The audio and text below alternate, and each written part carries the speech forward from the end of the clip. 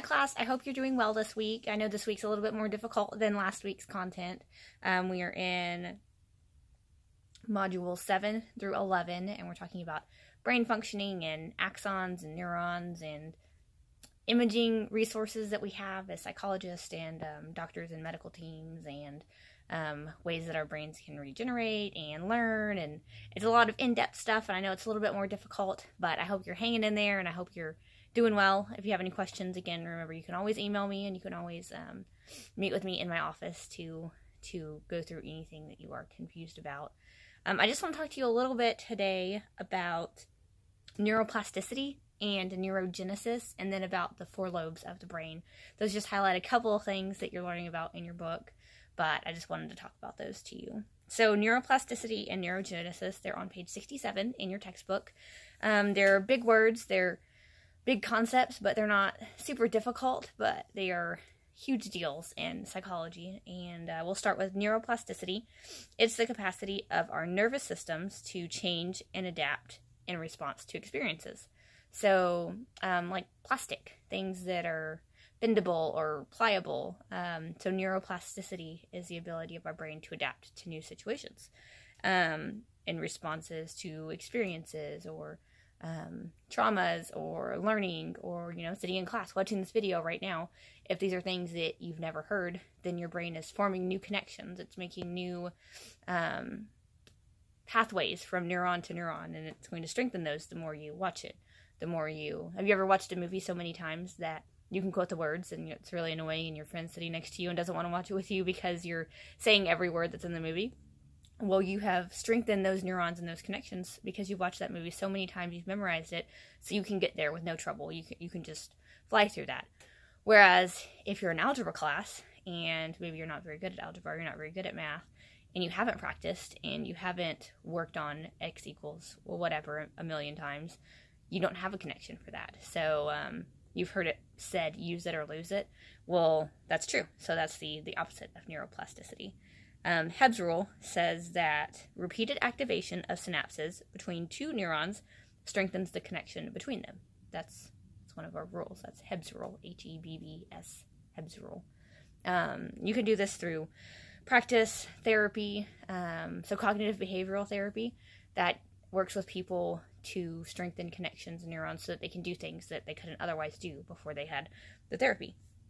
For example, learning a second language. So if you were to learn a second language when you were a child, then it would be way easier than if you tried to learn a second language now as an adult, as a 25-year-old or a 20-year-old. Because our brains are more neuroplastic when we're younger, and as we get older, they have less neuroplasticity, but they still have it. So you can still get there. You can still learn a second language. You can still learn a third language. It would just be more difficult. But if we examined someone's brain who doesn't know 2 languages and a brain of someone who does know 2 languages, then we would be able to see stronger connections in certain areas because you're using more pathways. You're making your brain work more, so you're using more, which is good. And actually, researchers have found evidence for structural changes in the brain in people with second languages, which I was just talking to you about. Talking about neurogenesis, it's similar, but it's different. Neurogenesis is the production of new brain cells. We, as psychologists, used to think that you were born with the amount of brain cells that you would have, and you wouldn't ever gain new ones, which is a super depressing concept, that because we know that we lose brain cells every day. So by the time you're 70 or 80, you're just going to be wandering about, and you won't know anything, and won't be able to do things that you used to be able to do, and it was really depressing.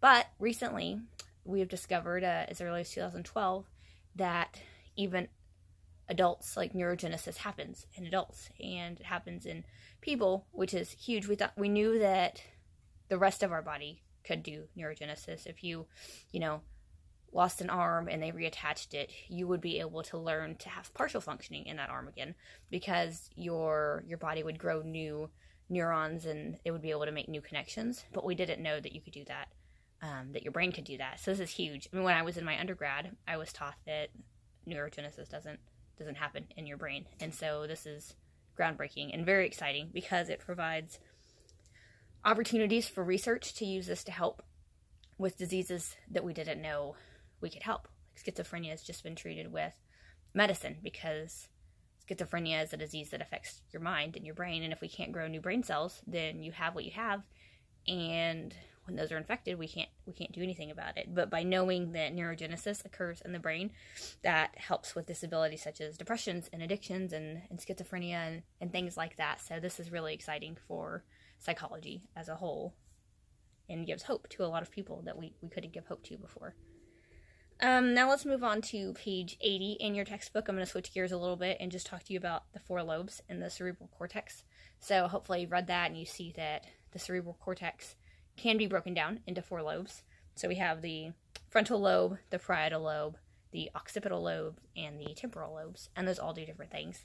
The temporal lobe is responsible for hearing, here, and it's the part of the brain that registers hearing. You listening to my voice right now, if we were to do a scan of your brain, your temporal lobes would be lighting up more than others because you're listening to me. But your occipital lobe, located back here, would also be lighting up because that's where visual imagery is highlighted in your brain. It's the area responsible for that. So both of those areas would be lit up on a scan because you're listening and watching, hopefully. If you were to fall and hit your head really hard back here in the back, you might see stars or it might go dark. That's because that registers sight. So hitting back here would affect what you're seeing, which is crazy. The parietal lobe is right kind of back here. It's this area of your head, and the parietal lobe is responsible for other things. But what I really wanted to talk to you about is the frontal lobe. So the frontal lobe is here, and located inside your frontal lobe is the prefrontal cortex. It's about here, and the prefrontal cortex is responsible for executive decision-making.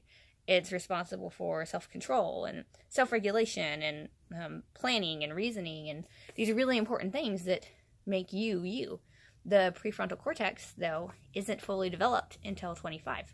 So we have 16-year-olds driving cars. We have high schoolers graduating around 18, going on to the military or jobs or college, picking majors.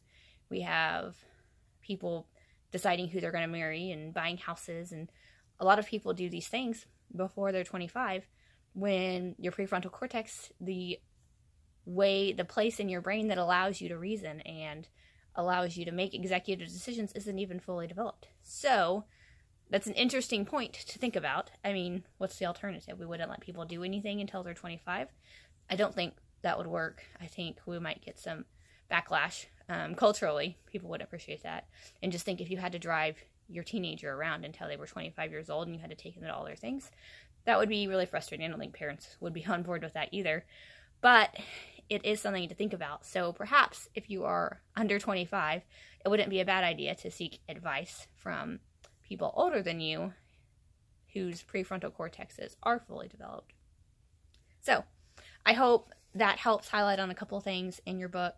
Again, I know it's a lot. There are different types of imaging. We talk about fMRIs and MRIs and PET scans and just the ways that we can topographically use imaging to see things.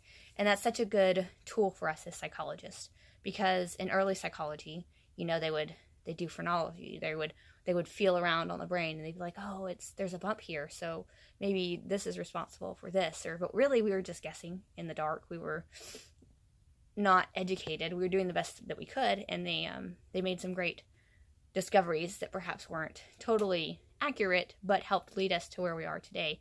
But the types of imaging that we have access to is huge, and it helps us as psychologists know this really is, the occipital lobe really is the region that's responsible for sight and registering that, because we can see it light up on a scan, and they're just huge tools in our pockets. So I hope that maybe you see an area of interest that you would like to pursue in psychology, or just learn something that you didn't know about before, or learn about something that you just thought was medical. Oh, those are just things that happen in hospitals, but how those have huge positive consequences for social sciences. So I hope you have If you email me if you have any questions, and I look forward to talking with you next week. Okay,